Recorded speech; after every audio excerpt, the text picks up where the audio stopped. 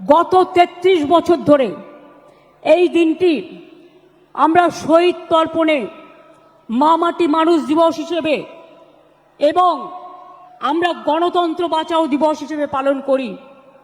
২১শে July no ID card, no vote, এই আন্দোলন যদি না হতো আজকে আপনারা কেউ ভোটার্স আইডেন্টিটি কার্ড পেতেন না।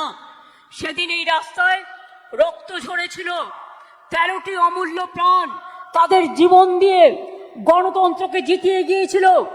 আজকের যারা ছাত্র যৌবন তারা জেনে রাখুন, অনেক সংগ্রাম পেরিয়ে, অনেক অত্যাচার পেরিয়ে আমরা কিন্তু এখানে এসে সমবেত হয়েছি।